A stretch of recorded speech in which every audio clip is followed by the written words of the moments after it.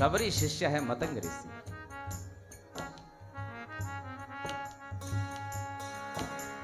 शबरी एक ही बात ध्यान रखती है कि भगवान, हमारे गुरुदेव ने कहा प्रेम ते प्रकट होई में जाना, तो केवल भगवान के चरणों के प्रति प्रेम मेरा बना रहे, इसके लिए शबरी नित्य भगवान का स्मरण करती।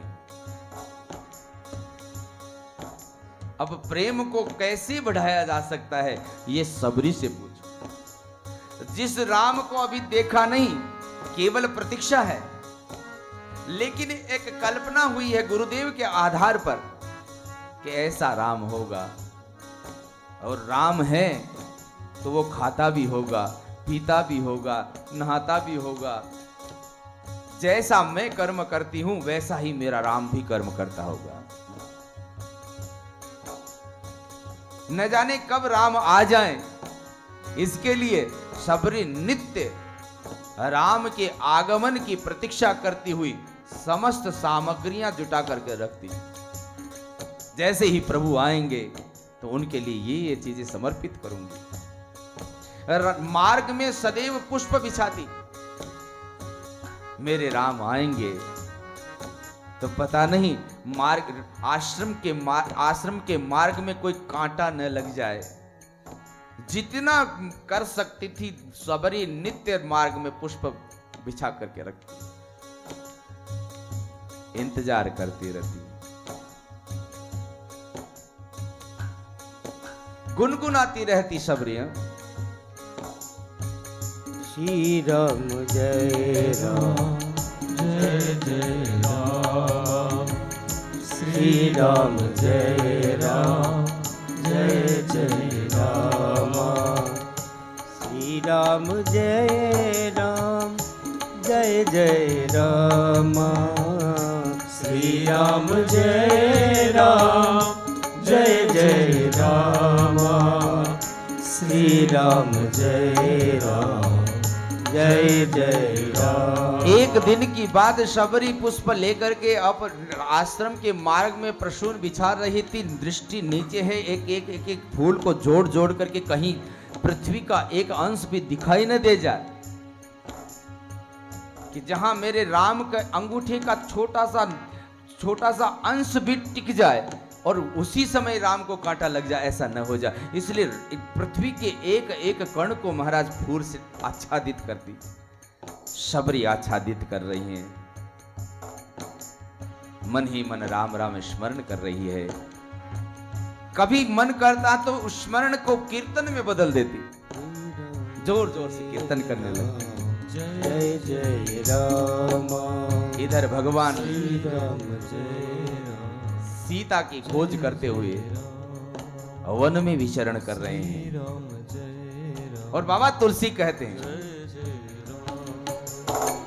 ताहि दे गति राम उदारा, राम जय राम जय जय राम, ताहि दे गति राम उदारा, श्री राम जय राम जय जय राम, सबरी के आश्रम पगधारा, श्री राम जय राम जय जय राम, सबरी के आश्रम पगधारा, श्री राम जय राम जय जय राम।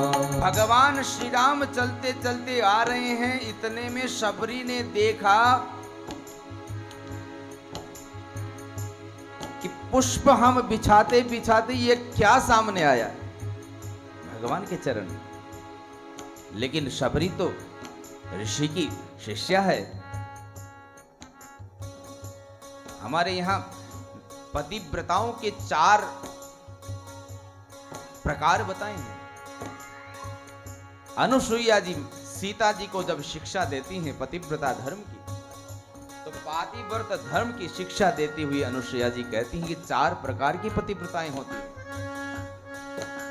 श्रेष्ठ प्रतिव्रता वो हैं जो अपने पति के अलावा किसी का चिंतन भी नहीं करे। मध्यम श्रेणी की पतिव्रता नारी वो होती है जो पर पुरुष को या तो पिता के रूप में देखे, या भाई के रूप में देखे, या पुत्र के रूप में देखे। जो अपनी उम्र से बड़ा हो, अपनी वयस से बड़ा हो, अपनी आयु से जो बड़ा हो, उसको पिता के रूप में देखे। जो अपने समवय हो, उसको भाई के रूप में देखे। और जो अपने से छोटा हो, उसको पुत्र के रूप में देखे। अनुसुईया जी कहती है, सीते वो मध्यम श्रेणी की पतिव्रता है। और जो नारी अपने पति को धोखा देकर के पर पुरुष के साथ समागम करने की इच्छा तो रखती है, लेकिन भय के कारण अथवा तो अवसर न मिलने के कारण रुकी रह जाती है, चाहते हुए भी किसी पर पुरुष के साथ समागम नहीं कर पाती। अनुसुईया जी कहते हैं, सती ऐसी नारी निम्न श्रेणी की नारी है। लेकिन जो नारी अपने पति को धोखे में रखते हुए समस्त मर्यादाओं का उल्लंघन करके किसी पर पुरुष के साथ समागम करने के लिए उद्यत हो जाती है, समागम कर लेती है, अनुसुईया जी कहते हैं, सीते वो अधम से अधम श्रेणी की नारी कहलाती है। शबरी तो मतंग ऋषि की शिष्या है, किसी पुरुष की ओर नजर उठा तक आज तक देखा तक नहीं। ये नजरें उठेंगी तो केवल उसके लिए उठेंगी, अन्यथा तो ये नजरें कभी उठेंगी नहीं। शबरी ने देखा, गुरुदेव ने कहा था कि प्रतीक्षा करते करते शबरी भगवान स्वयं चल करके आएंगे, लेकिन अब ये पता कैसे लगे कि ये चरण भगवान के हैं। कितनी संभली हुई है शबरी। ये गृहस्थ जीवन का बहुत बड़ा आधार है महाराज।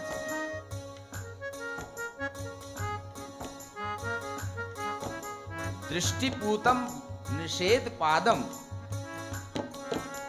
कोई भी निर्णय करना हो तो पहले उस पर चिंतन पहले कर लेना चाहिए। शबरी को शिक्षा मिली हुई है कि पर पुरुष की ओर नजर उठा करके देखना नहीं। शबरी, राम तुम्हें तब ही मिलेंगे जब तुम अपने शील का पूरा पूरा पालन करोगी, क्योंकि राम को शील अति प्रिय है।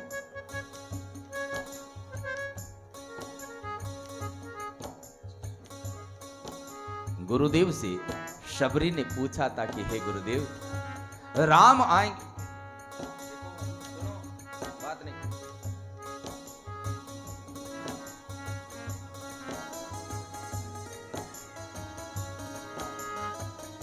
शबरी ने पूछा, गुरुदेव राम आएंगे, आप कह रहे हैं राम आएंगे, मुझे आपकी बात पर विश्वास है।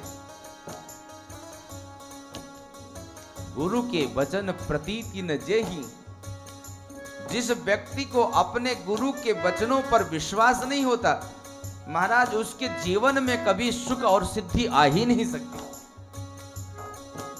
शबरी को विश्वास है, लेकिन गुरुदेव मुझे आपके वचनों पर विश्वास है, लेकिन राम आएंगे, इस बात की पुष्टि कब होगी कि ये राम ही होंगे?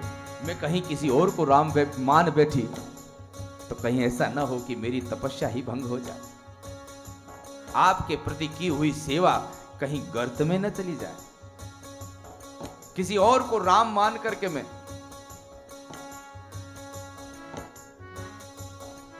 सनातन धर्म की भी एक विडंबना आज इस समय बहुत बड़ी चल रही है, मैं कहना उचित समझूंगा उसको। हिंदुओं की कन्याएं विधर्मियों के साथ जाकर के विवाह करने लग गई हैं, और मेरा अब्दुल तो सही है, ये मानकर चलती हैं।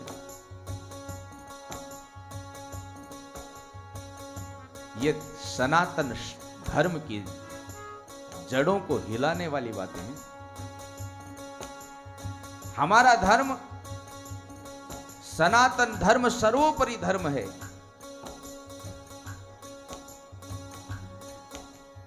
उसको छोड़ करके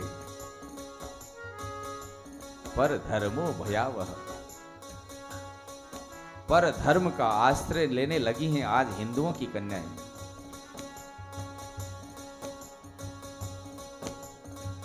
मैं आप सब लोगों से निवेदन करना चाहूंगा, जितना आप इसमें कर सकते हैं उतना प्रयास आपको करना चाहिए कि कोई सनातनी, कोई हिंदू की कन्या विधर्मी को स्वीकार न करे।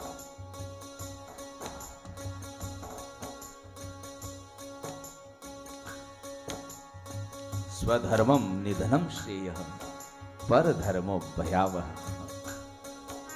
और फिर वही कन्याएं कोई फ्रीज में कटी हुई मिलती हैं,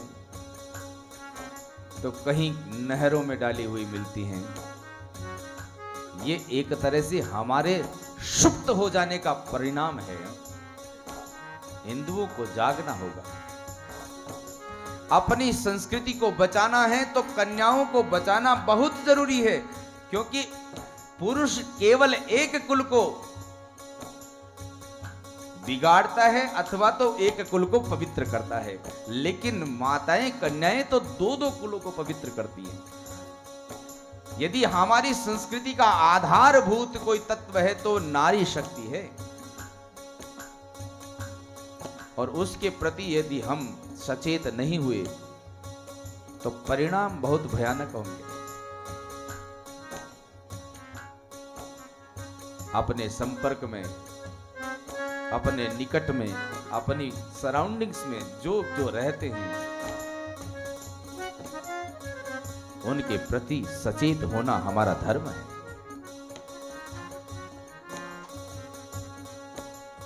शबरी ने कहा, गुरुदेव भगवान आएंगे, मैं कैसे पहचान पाऊंगी?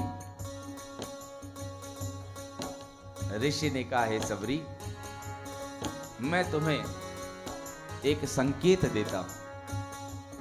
भगवान आएंगे तो भगवान का नाम तो चतुर्भुज है, लेकिन जब आएंगे तो चतुर्भुज रूप में नहीं, चतुष्पाद के रूप में आएंगे। तुम्हें 2 चरण नहीं 4 चरण दिखाई देंगे। तब समझ लेना, क्योंकि धर्म के 4 चरण होते हैं। और भगवान रामो विग्रहवान धर्मः, राम तो धर्म का साक्षात स्वरूप है। राम अकेले नहीं आएंगे, राम अपने 4 चरण के साथ आएंगे। तब समझ लेना कि अब तुम्हारे पास राम आए। शबरी ने देखा पुष्प बिछा रही हैं शबरी, और देखा कि 2 पैर आगे हैं, तो शबरी देखने लगी 2 ही हैं कि 4, क्योंकि प्रतीक्षा है ना, और जब प्रतीक्षा होती है तो व्यक्ति व्यग्र रहता है। तो नजर को थोड़ा सा और आगे बढ़ा करके देखा, 2 चरण और पीछे दिखाई दे रहे हैं। गुरुदेव की एक बात सत्य होती दिखाई दे रही है कि हो न हो ये मेरे आराध्य राम ही हो। लेकिन जैसे ही राम के चरण को देखा, शबरी के मन में आया कि मैं इनको पकड़ करके और प्रणाम कर लूं, लेकिन तत्काल दिमाग में आया, अरे नहीं, मैं तो भिलनी हूं, नारी हूं, कहीं ऐसा तो नहीं कि भगवान के पैरों को छूं तो कैसे छू पाऊंगी, क्योंकि मेरी तो जाति भी निम्न है।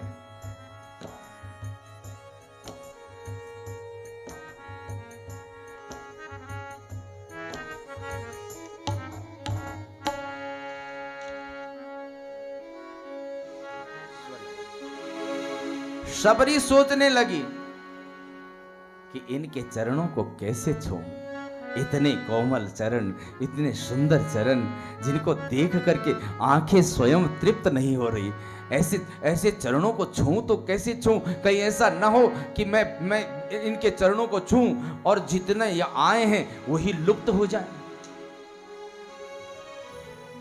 निम्न जाति में पैदा हुई हूं, कहीं ऐसा तो नहीं कि भगवान केवल उच्च जाति के लोगों को ही स्वीकार करते हो? तो मन में सोचने लगी, जाति की भी लेनी थी शबरी नाम था, जाति की भी लेनी थी शबरी नाम था। राम उसके बेर झूठे खा गए, राम उसके बेर झूठे खा गए। प्रेम के बंधन में मोहन बंध गए, प्रेम के बंधन में राघव बंध गए। प्रेमियों ने जो बनाया बन गए, प्रेमियों ने जो बनाया बन गए। प्रेम के बंधन में राघव बंध गए, प्रेम के बंधन में राघव बंध गए, प्रेम के बंधन में राघव बंध गए। अब सबरी के हाथ में महाराज एक पुष्प है, न तो वो चरण पर चढ़ा पा रही, न पृथ्वी पर सजा पा रही। भगवान समझ गए कि सबरी के मन में अभी अपने प्रति हीन भावना है। सबरी सोच रही है, कैसे छुए प्रभु के चरनिया, हेरी में तो जात की भिलनिया। कैसे छुए प्रभु के चरनिया, हेरी में तो जात की भिलनिया। कैसे छुए प्रभु के चरनिया, मैं तो जात की भिलनिया। कैसे छुए प्रभु के चरनिया, हेरी में तो जात की भिलनिया। कैसे छुए प्रभु के चरनिया, हेरी में तो जात की भिलनिया। जात की भिलनिया, जात की भिलनिया, जात की भिलनिया, जात की भिलनिया। कैसे छुए प्रभु के चरनिया, हेरी में तो जात की भिलनिया। प्रभु के चरनिया, हेरी में तो जात की भिलनिया।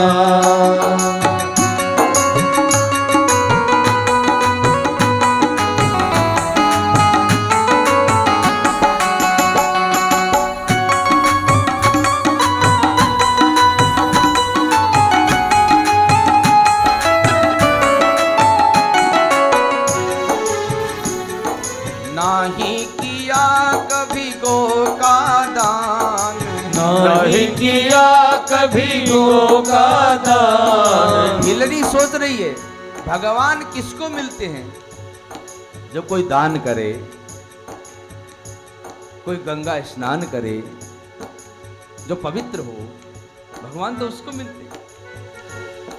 सोच रही है सबरी, नहीं किया कभी गौ का दान, नहीं किया कभी गौ का दान। नहीं किया कभी गंगा स्नान, नहीं किया कभी गंगा स्नान। नहीं कोई देव दर्शनिया, हेरी में तो जात की भिलनिया। नहीं कोई देव दर्शनिया। अरे मैं तो कभी कोई जगन्नाथपुरी भी नहीं गई, नहीं कोई केदारनाथ भी नहीं गई, कोई अमरनाथ भी नहीं गई, कहीं काशीनाथ भी नहीं गई, कोई देव दर्शन मैंने नहीं किया। आज तक दर्शन किया है तो मैंने केवल मेरे गुरुदेव का दर्शन किया, उनके अलावा मैं किसी और को जानती तक नहीं। कोई तीर्थ स्नान हमने किया नहीं। भगवान कैसे मिल सकते? कैसे ऐसे हो सकता है कि ये प्रभु ही आए हों? सोच रही है सबरी, नाही कोई देव दर्शनिया, हेरी में तो जात की भिलनिया। नहीं कोई देव दर्शनिया, तेरी मैं तो जात की भिलनिया, कैसे छूए प्रभु के चरनिया, तेरी मैं तो जात की भिलनिया, कैसे छुए प्रभु के चरणिया, तेरी मैं तो जात की भिलनिया।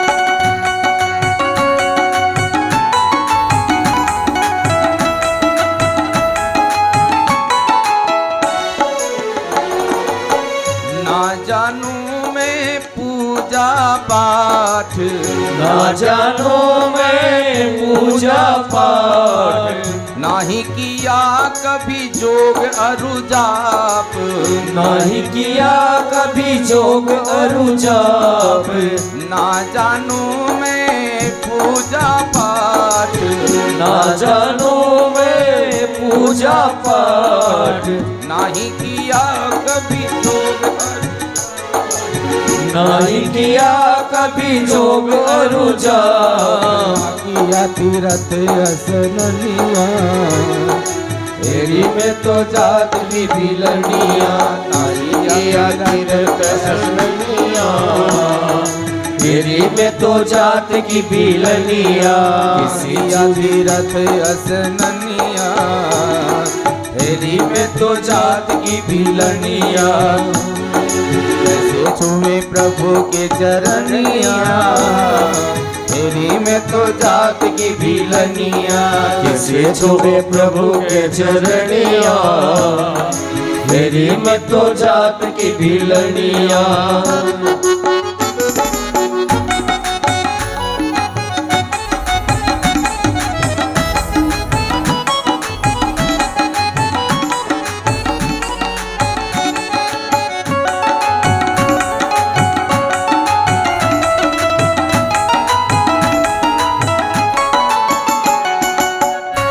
सोच रही है कि मैंने कोई पूजा पाठ किया नहीं, कोई योग किया नहीं, कोई जप किया नहीं, कोई तीर्थ स्नान किया नहीं, भगवान कैसे मिल पाएंगे।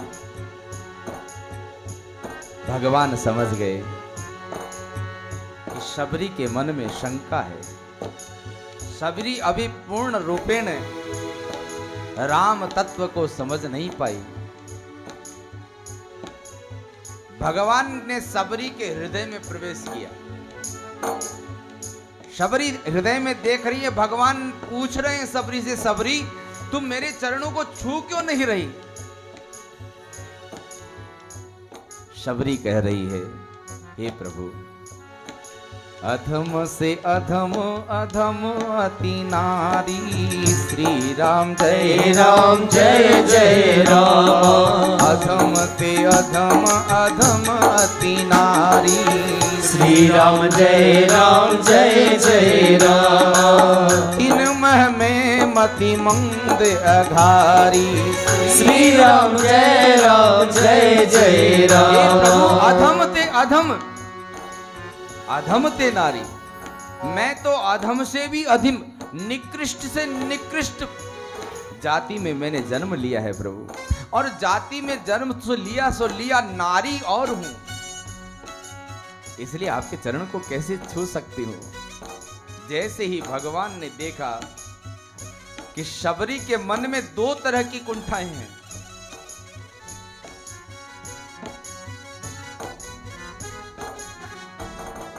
शबरी के मन में दो तरह की कुंठा है, एक तो मैं जाति से भिलनी हूं और दूसरी में नारी हूं। भगवान ने कहा, शबरी नारी का अर्थ समझती है? नारी का अर्थ कोई केवल औरत नहीं है, केवल मादा नहीं है। न अरि यस्य स नारी। जिसका कोई शत्रु न हो उसको नारी कहते। हे शबरी, मैं तुम्हें मानता हूं कि तू नारी है, क्योंकि तेरे मन में किसी के प्रति शत्रु भाव है ही नहीं, तू तो अजात शत्रु है। और जिसके मन में शत्रुता का भाव नहीं, हे शबरी, मैं तो उसको अपने हृदय से लगाता हूं। आज भगवान लक्ष्मण के संग सीता जी की खोज करते हुए आए हैं, लेकिन प्रभु ने इतनी बड़ी बात कही है कि शबरी देखती रह गई।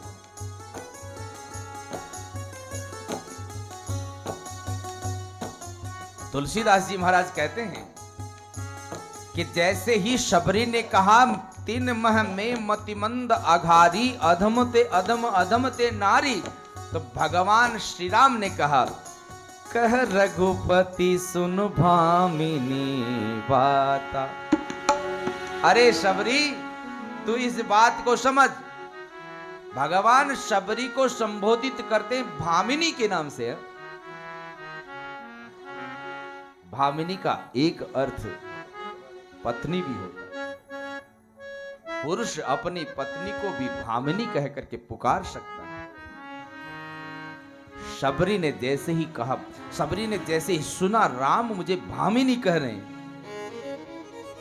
शबरी तो चकित हो गई। कहां तो हम सोच रहे थे कि भगवान के चरण को छुए कि नहीं छुए, और ये तो कहने, कह रघुपति सुन भामिनी बाता। अरे शबरी,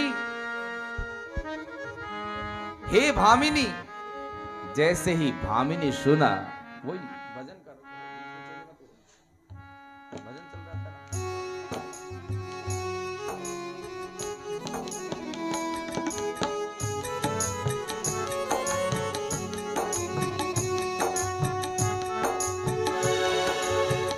जैसे ही भगवान ने भामिनी कहा, तो शबरी का, जो शबरी के हाथ से पुष्प छूट गया,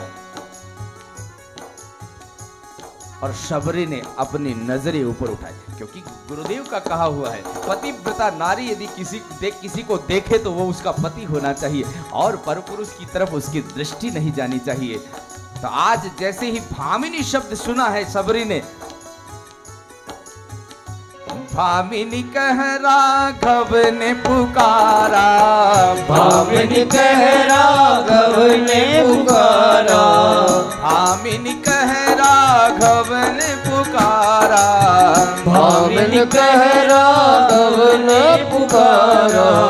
तब शबरी ने नयन उघारा, तब शबरी ने नयन उघारा। शबरी ने महाराज जैसे ही भामिनी शब्द सुना, शबरी समझ गई कि हमने लौकिक पति को त्यागा है, लौकिक पति को स्वीकार नहीं किया, लेकिन जगत पति को तो स्वीकार करना है। इसलिए अपनी आंखें जैसे ही ऊपर उठाड़ी, तो देखती रह गई, देख छवि हो गई मगनिया, हेरी में तो जात की भिलनिया, देख छवि हो गई मगनिया, हेरी में तो जात की भिलनिया। कैसे छुपे प्रभु के चरनिया, हेरी में तो जात की भिलनिया, कैसे छुए प्रभु के चरनिया, हेरी में तो जात की भिलनिया। श्री राम जय राम जय जय राम, श्री राम जय राम जय जय राम, श्री राम जय राम जय जय राम, श्री राम जय राम जय जय राम। कैसे छुए प्रभु के चरनिया, हेरी में तो जात की भिलनिया, कैसे छुए प्रभु के चरनिया, हेरी में तो जात की भिलनिया।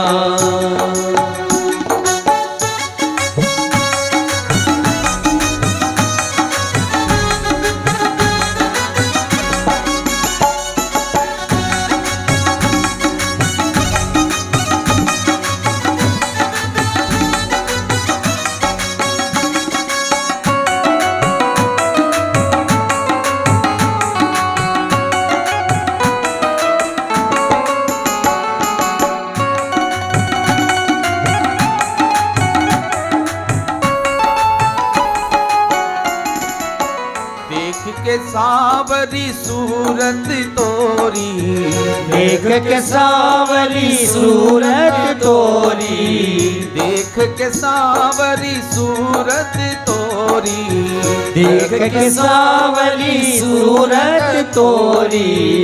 अब इस समय शबरी जो है वो बालिका नहीं है। शबरी के मुख में दांत नहीं है, बूढ़ी हो गई है शबरी।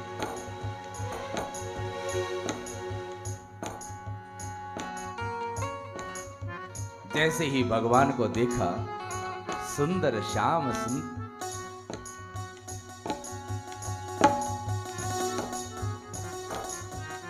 मगन हो गई। वृद्धावस्था में मानो ऐसा लगा कि कोई ऐसा चमत्कार हो गया हो, जादू आ गया हो कि जिस सबरी से उठने बैठने में परेशानी हो रही थी, जो केवल प्रतीक्षा के लिए भगवान का सेवा करने के लिए अपने शरीर का निर्वहन कर रही थी, उस शबरी के भीतर मानो 440 वोल्ट का करंट आ गया हुआ। शबरी ने आंखें उघाड़ कर देखा, सुंदर सहज सुंदर सांवर। मगन हो गई शबरी, देख के सांवरी सूरत तोरी। मन ही मन कहने लगी, प्रभु आपकी इस सूरत को देख करके मन कर रहा है कि मैं नाचने लगूंगा। देख के सांवरी सूरत तोरी, देख के सावली सूरत तोरी,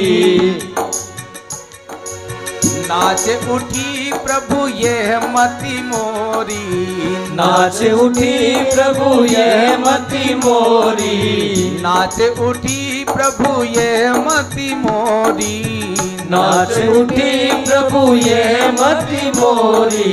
जैसे हो कोई नचनिया, फेरी में तो जात की भिलंगिया। जैसे हो कोई नचनिया, फेरी में तो जात की भिलनिया। जैसे हो कोई नचनिया, फेरी में तो जात की भिलनिया। जैसे हो कोई नचनिया, फेरी में तो जात की भिलनिया। मम गुण गावत पुलक शरीरा, भगवान स्वयं कहते, मैं किसको मिलता हूं? तो मेरा गुणगान करते करते जिसके शरीर में रोमांच हो जाए, जिसका मन पुलकित हो जाए। हे नारद जी, मैं उसको मिलता ही मिलता हूं। शबरी कह रही है कि मेरा शरीर तो महाराज वृद्ध हो गया, इसमें इतनी ताकत नहीं है, इतनी शक्ति नहीं है, लेकिन मेरी मति तो अभी भी युवा है। मन कर रहा है कि मैं नाच लूं। भगवान ने कहा, शबरी तेरे मन में जो शंका है उसका भी मैं निराकरण कर देता हूं। कह रघुपति सुन भामिनी बाता, मानहु एक भगति करना था। हे शबरी, मैं जाति पाति नहीं देखता। जाति पाति कुल धर्म बढ़ाई, न मैं जाति पाति देखता हूं, न मैं किसी का धर्म कुल देखता हूं, न मैं किसी का वैभव देखता हूं, न मैं किसी का बल देखता हूं, न मैं किसी की चतुराई देखता हूं, न मैं किसी के गुण देखता हूं। मैं तो केवल एक चीज देखता हूं, इसके भीतर भक्ति है कि नहीं है। भक्तिहीन नर सोहई कैसा, भगवान श्री राम कह रहे हैं। शबरी, कोई व्यक्ति जाति से कितना भी उच्च क्यों न हो, किसी का कुल कितना ही पवित्र क्यों न हो, कोई कितने ही उच्च धर्म से आता क्यों न हो, कोई व्यक्ति कितना ही प्रतिष्ठित क्यों न हो, कोई व्यक्ति कितना ही वैभवशाली क्यों न हो, कोई व्यक्ति कितना ही बलशाली क्यों न हो, कोई व्यक्ति कितना ही गुणवान क्यों न हो, कोई व्यक्ति कितना ही चतुर क्यों न हो, लेकिन यदि उसके भीतर भक्ति नहीं है तो शबरी मैं उसको कभी नहीं मिलता। भगवान कहने लगे, शबरी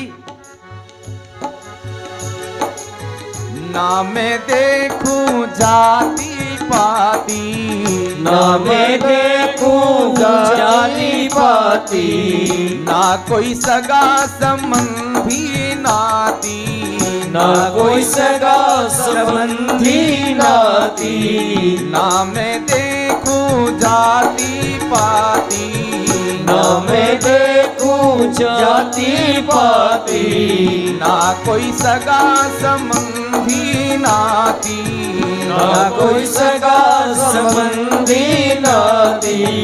घूमे भाव भजनिया, हेरी में तो जात की भिलनिया, देखूं मैं भाव भजनिया, हेरी में तो जात की भिलनिया, देखूं मैं भाव भजनिया, हेरी में तो जात की भिलनिया, देखूं मैं भाव भजनिया, हेरी में तो जात की भिलनिया। कैसे छुई प्रभु की चरनिया, हेरी में तो जात की भिलनिया, कैसे छुए प्रभु के चरणिया, हेरी में तो जात की भिलनिया। यही बात तो जब विभीषण जी महाराज राम जी के पास आए तो मन में यही तो सोच रहे, राक्षस वंश से पैदा हुआ हूं, रावण का भाई हूं, तो कहीं ऐसा तो नहीं कि लंका को त्याग करके आ गया और भगवान यहां आने के पश्चात स्वीकार ही न करे कि तू तो राक्षस वंशी है। मन में विचार चल रहे हैं विभीषण जी के, तो भगवान भी यही कहते हैं, सुनहु सखा निज कहूं सुभाऊ, जान भुसुंड शंभु गिरिजा। हे विभीषण, मेरे स्वभाव को तो नहीं जानता, यदि जानता हुआ होता तो तुम्हारे मन में ये तर्क नहीं आते। मैं वंश नहीं देखता, मैं कुल नहीं देखता, जो नर हो ही चराचर द्रोही। सुंदरकांड, कोई व्यक्ति कितना भी निकृष्ट क्यों न हो, लेकिन आवेश भय शरण तकी मोही। मैं यहां तक भी नहीं प्रतीक्षा करता कि कोई व्यक्ति भाव से मेरे पास आए, यदि भय के कारण भी आता है तो भगवान कहते, तजी मद मोह कपट छल नाना, करमू सद्यते ही साधु समाना। यदि कोई व्यक्ति भय के कारण भी आए तो भी मैं उसको साधु बना देता हूं, लेकिन मेरी शर्त एक ही है, निर्मल मन जन सो मोहि पावा, निर्मल मन जन सो मोहि पावा, निर्मल मन जन सो मोहि पावा, निर्मल मन जन सो मोहि पावा, मोहि कपट छल छिद्र न भावा, मोहि कपट छल छिद्र भावा, तजी मद मोह कपट छल नाना। श्री राम जय राम जय जय राम, तजी मद मोह कपट छल नाना। श्री राम जय जय राम, करहु साधु तेहि सत्य समान। श्री राम जय जय राम, करहु सत्य तेहि साधु समाना। श्री राम जय जय राम। हे विभीषण जी, मैं ये बात नहीं देख रहा कि आप राक्षस वंश से हैं, और मैं ये भी नहीं देख रहा कि इतने वर्षों तक आप रावण के भाई के रूप में वहां रहे हैं। रावण मेरा शत्रु है, लेकिन मैं आपको शत्रु नहीं मानता। क्यों? भगवान कहते हैं, जननी जनक बंधु सुत दारा। जीव 11 तत्वों से बंध कर रहता है। भगवान कहते हैं कि इन 10-11 तत्वों को जो छोड़ दे, केवल मुझे ही मान करके चले। जननी जनक बंधु सुत दारा, तनु धनु भवन सुहृद परिवारा, सबके ममता ताग बटोरी, मम पद मनई बांधि बर डोरी। माता को, पिता को, बंधु को, भाई को, पुत्र को, पत्नी को, यहां तक कि अपने शरीर के प्रति भी मोह नहीं हो, अपने वैभव संपदा के प्रति मोह न हो, अपना जो सुहृद है उसको भी त्यागने की क्षमता रखता हो, जो अपने परिवार को त्यागने की क्षमता रखता हो, इन सब को त्याग करके सबके ममता ताग बटोरी, इनके प्रति ममता को छोड़ करके मम पद मन ही बांध बर डोरी, केवल मेरे चरणों में अपना मन को बांध ले। तो हे विभीषण जी, सबदर्शी इच्छा कछु नाही, हर्ष शोक भय नहीं मन माही, अस सज्जन मम उर बस कैसे, लोभी हृदय बसहि धनु जैसे। ऐसे व्यक्ति के हृदय में मैं नहीं रहता, ऐसा व्यक्ति मेरे हृदय में रहता है। यही बात शबरी को भगवान कह रहे हैं। शबरी, मैं जाति पाति को नहीं मानता, ना देखूं मैं जाति पाति, ना देखूं मैं जाति पाति, ना कोई सगा संबंधी नाती, ना कोई सगा संबंधी नाती, देखूं मैं भाव भजनिया, तेरी मैं तो जात की भिलनिया, देखूं मैं भाव भजनिया, तेरी मैं तो जात की भिलनिया। ही जनार्दन, भगवान केवल ग्रहण करते हैं तो भाव ग्रहण करते। एक पुष्प वाटिका में खिला हुआ है, यदि वहां भंवरा जाता है तो वो पुष्प से मतलब नहीं रखता, उसको केवल पराग से मतलब है। लेकिन उसी वाटिका में यदि कोई बकरी चली जाए तो उसको पराग से मतलब नहीं, उस पुष्प को ही खा जाती है।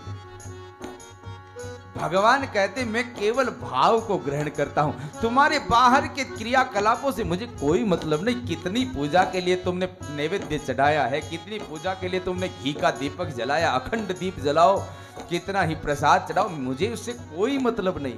क्योंकि मैं न आपका चढ़ाया हुआ कुछ खाता हूं, मैं तो ग्रहण करता हूं तो आपके चढ़ाए हुए भाव को ग्रहण करता हूं। एक भक्त मंदिर में गया और जाकर के 1 किलो मिष्ठान लेकर गया था और सुन रखा था कि भगवान तो भाव के भूखे हैं। 1 किलो मिष्ठान लेकर गया, मंदिर में जैसे ही प्रवेश किया, दर्शन किया तो पुजारी ने कहा जो प्रसाद का डिब्बा लेकर आए वो मुझे दो, भगवान को भोग लगा दूं। उसने कहा हमारे भगवान तो भाव के ग्रहण करने वाले हैं, हमें डिब्बा देने की जरूरत नहीं, हम तो ऐसे यहां से ही भोग लगा देंगे। बाहर निकला तो किसी ने कहा तू इतना बड़ा भक्त भगवान को भाव का भोग लगाता है। अरे बोले भगवान को भाव की भोग की बात नहीं, ये पुजारी आधे से ज्यादा प्रसाद निकाल लेता है, इसलिए दूर से कह दिया भावक ग्राही जनार्दन। ऐसे भी भक्त होते, लेकिन भगवान तो महाराज भाव के भूखे हैं, इसलिए तो संत लोग गाते रहते हैं भाव के भूखे हैं भगवान, भाव के भूखे हैं भगवान, भाव के भूखे हैं भगवान, भाव के भूखे हैं भगवान।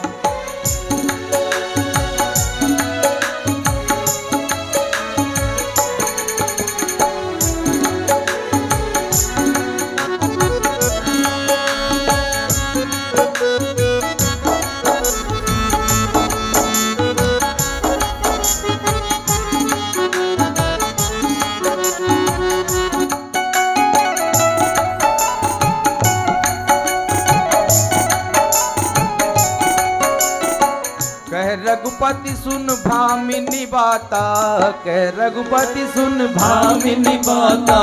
मानव एक भगति करनाता, मानव एक भगति करनाता।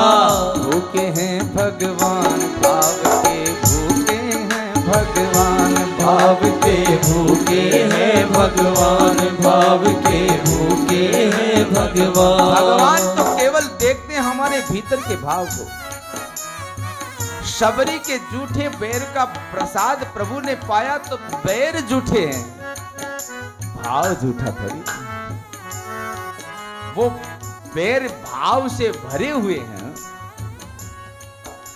अच्छा देखो एक बात बताएं, ये बैर जूठे भगवान ने आरोग्य भोग लगाया, ऐसा कोई शास्त्रीय प्रमाण नहीं है। ये शास्त्रीय प्रमाण नहीं है। किसी ग्रंथ में, हमारे किसी आध्यात्मिक ग्रंथ में, धार्मिक ग्रंथ में कहीं भी जूठे बेरों का वर्णन तक नहीं है। रामचरितमानस क्या कहती है? रामचरितमानस कहती है, सादर जल ले चरण पखारे। शबरी ने जल लिया और भगवान के चरणों का पखारा, प्रक्षालन किया और सुनी सुंदर आसन बैठा रे, सुंदर आसन पर बैठाया। और फिर क्या किया? कंदमूल फल सुरस अति दिए राम कमान,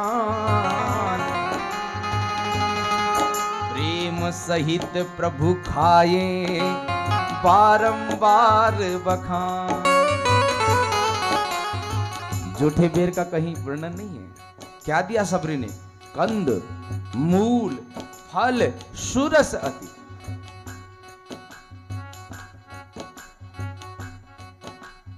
संत लोग कहते हैं कि ये जो जूठे बेर की कल्पना जो है, ये शास्त्र की नहीं है, ये संतों के हृदय में भगवान की प्रेरणा से आया हुआ अनुभव है। और संतों का अनुभव शास्त्रों से भी महान होता है। शास्त्र हमारे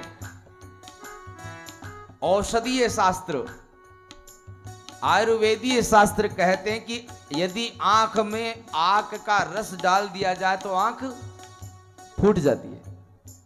क्यों डॉक्टर साहब? आंख का रस यदि आंख में डाल दिया जाए तो आंख स्वस्थ होगी अथवा फूट जाएगी। ये शास्त्र कह रहे हैं। आयुर्वेद कहता है कि आंख में कभी आक का मदार का रस नहीं गिरना चाहिए, यदि गिर गया तो तुम्हारी आंख फूट जाएगी। लेकिन पूज्यपाद प्रातः स्मरणीय विलक्षण अवधूत अनंत विभूषित श्री अमृतनाथ जी महाराज, उनके पास एक व्यक्ति गया, आंख पर हाथ लगाए हुए था। महाराज जी ने पूछा कि क्या हुआ तुम्हारी आंख पर? बोले महाराज आंख खराब हो गई। अवधूत संत थे, अपनी भाषा में बोले अरे पागल, जा आंकड़ा को दूध लगा ले। अब वो भागा भागा गया घर पर, इधर उधर जाकर के आंख देखने लगा। तो उसकी मां ने पूछा अरे तू क्या कर रहा है? बोले आंकड़ा को दूध बताए है बाबा जी, वो घालस्यू। मां ने कहा किस बाबा जी ने बता दिया तुम्हें ये बात? उसने कहा अमृतनाथ जी महाराज ने। मां ने कहा ठहर एक मिनट। स्वयं मां जाकर के आंख का दूध लेकर आई और उसने कहा बेटा यदि संत ने कह दिया तो तेरी आंख में तू डाल, तुम्हें केवल इस जगत का नहीं तुम्हें आगे का भी दिखने लग जाएगा। शास्त्रीय परिभाषाएं भी महाराज बदल जाती है। इसलिए संतों का अनुभव शास्त्रों से भी महान होता है।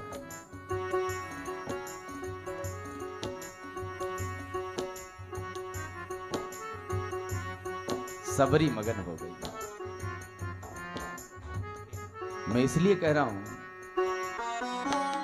कहीं ऐसा ना हो कि सबरी बनने के चक्कर में आप भी चक चक करके जो है भोग लगाना प्रारंभ कर दो। भगवान सोचेंगे कि ये कथावाचक अच्छे आए, अब तक तो स्वस्थ तो काम तो था, पवित्र तो था, ये सबरी के चक्कर में सारी सबरियां हो गई। हमारा भाव स्वस्थ होना चाहिए। सबरी का भाव जूठा खिलाने का नहीं, सबरी का भाव था खट्टा न खा ले। क्योंकि सीता जी ने हनुमान जी से क्या कहा? तात मधुर फल खाओ। लंका में है, ये जगत रूपी लंका में हम सभी हनुमान यहां घूम रहे हैं, और सीता जी ने क्या कहा? हनुमान जी ने कहा, हे मां मुझे भूख लगी है, जब से चला हूं तब से खाने वाले मिले। जैसे ही प्रारंभ की है यात्रा तुम्हारे दर्शन करने के लिए, तो सबसे पहले सुरसहाई आज सुरन मोहि दीन आहारा, उससे किसी प्रकार पीछा छुड़ा करके आगे बढ़े तो सिंगिका नाम की आई, उसने तो छाया को ही पकड़ लिया, मैं तुम्हें खाऊंगी। और उससे आगे यदि पहुंचे तो फिर लंकिनी मिल गई, उसने कहा कि मोर आहार जहां लगी चोरा। ये सब खाने वाले मिले, खिलाने वाला कोई मिला ही नहीं। खिलाने वाला यदि कोई है तो वो मां के अलावा कोई और हो भी कौन सकता है। इसलिए हे मां, तुम्हें देखने के पश्चात मात मोहि अतिशय भूख लगी है। लेकिन हनुमान जी ने क्या जोड़ा? लागी देखी सुंदर फल रूखा।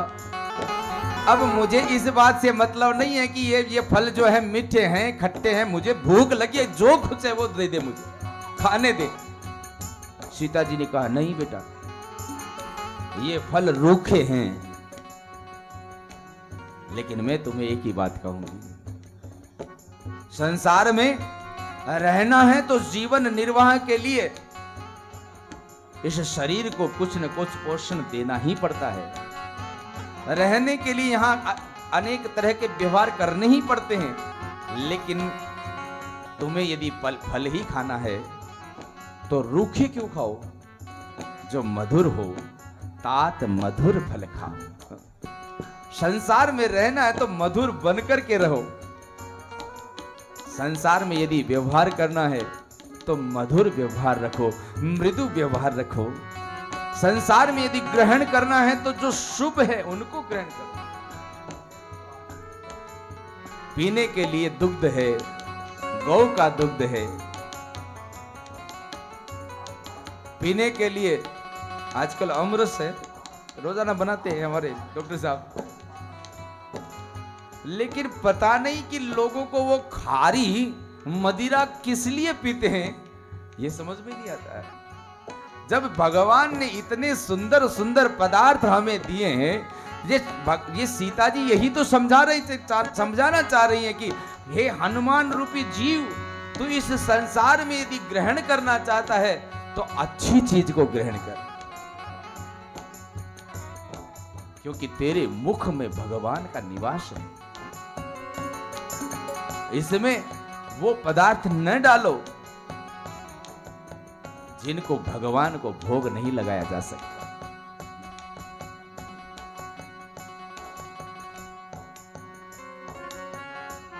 शबरी का भी यही भाव है, मेरे राम प्रभु, कहीं ऐसा ना हो कि मैं भाव में उनको कोई खट्टा फल खिला दूं। वो तो तपस्वी के रूप में आएंगे, मुझे कहेंगे भी नहीं कि ये खट्टे हैं, इसलिए पहले ही चख करके रख लेती हूं। अब कल्पना करो कि शबरी वर्षों से इंतजार कर रही है, नित्य प्रति चख चख करके रख रही हैं, तो वो फल सूखे हुए होंगे कि नहीं होंगे? तो भगवान ने उन्हें ड्राई फ्रूट समझ करके खाया कि ये मेरी मां के दिए हुए ड्राई फ्रूट्स हैं, इनमें रस दिखाई नहीं दे रहा, रुक्ष हैं। बादाम में रस नहीं होता, स्निग्धता है, काजू में स्निग्धता है, रस नहीं है। जिस तरह से फल में रस होता है वैसे बादाम में रस थोड़ी है, उसमें तो स्निग्धता है, तेल है। शबरी के दिए हुए उन बेरों को भी भगवान ने ये मान करके पाया कि मेरी मां ने न जाने कितने वर्षों से इसको भाव से सींचा है। मगन हो गई महाराज। सबरी ने जब देखा कि मेरे दिए हुए इन फलों को प्रभु केवल खा नहीं रही महाराज, भगवान तुलसीदास जी महाराज तो कहते प्रेम सहित प्रभु खाए बारंबार बखान। बार बार ये कह करके कि मां कितने मीठे फल हैं। आज कोई भगवान को पहली बार किसी ने फल थोड़ी खिलाया है, कौशल्या मां ने भी खिलाया है, जनकपुरी में जनक जी ने भी खिलाया है, वन में आए तो वाल्मीकि जी ने भी, भरद्वाज जी ने भी, न जाने कितने ऋषि मुनियों ने अपने हाथों से भगवान को भोग लगाया है, लेकिन कभी भगवान ने उसका वर्णन नहीं किया। लेकिन आज सबरी का जब भावपूर्ण प्रसाद ग्रहण कर रहे हैं तो बारंबार बखान। भगवान जिसका बखान करे उसकी महिमा का क्या वर्णन कर सकते हैं हम। मगन हो गई महाराज, हो गई मगन बचन सुन सबरी, हो गई मगन बचन सब सबरी, हो गई मगन बचन सुन सबरी, हो गए मगन बचन सब सबरी। निवृत्तिनाथ को मिल गई डगरी, निवृत्तिनाथ को मिल गई डगरी। राघव जो मिले सजनिया, हेरी में तो जात की भिलनिया। राघव जो मिले सजनिया, हेरी में तो जात की भिलनिया। कैसे छुए प्रभु के चरनिया, हेरी में तो जात की भिलनिया। कैसे छुए प्रभु के चरनिया, हेरी में तो जात की भिलनिया। कैसे छुए प्रभु के चरनिया, हेरी में तो जात की भिलनिया। हेरी में तो जात की भिलनिया, हेरी में तो जात की भिलनिया। इसलिए माँ गौरी ने कहा करुणा निधान सुजान शील स्नेह जानत रावरो। भगवान तो सहज स्नेह को जानने वाले हैं। हे सीते, तुम्हें उस वर को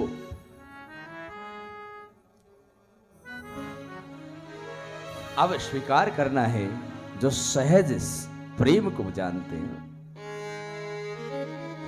इसीलिए तो